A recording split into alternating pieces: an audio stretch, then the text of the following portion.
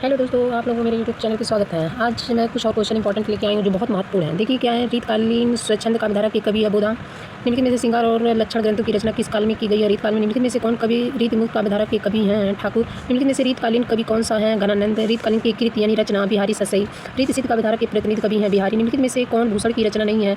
रामचंद्रिका यानी कि शिवबावनी, छत्रसाल दशक, शिवराज भूषण, ये सब भूषण जी की क्या है रचनाएं हैं, लेकिन रामचंद्रिका नहीं है। केशवदास की रचना है ऋषिप्रिया। बिहारी ससई की काव्य ग्रंथ है ब्रजभाषा का। निम्नलिखित में से कौन रीतकाल का काव्य है? रामचंद्रिका।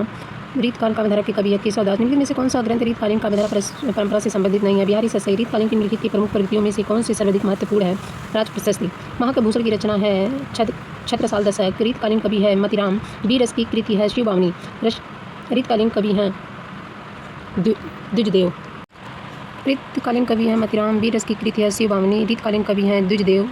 कवि कल्पतरु के रचयिता हैं चिंतामणि। नायिका भेद का ग्रंथ है रत्नाष्टक। रीतकालीन अन्य नाम है, रीतकाल का अन्य नाम है श्रृंगार काल। और हिंदी साहित्य में आधुनिकता की प्रवक्ता साहित्यकार किसे माना गया है? भारतेंदु हरिश्चंद्र को।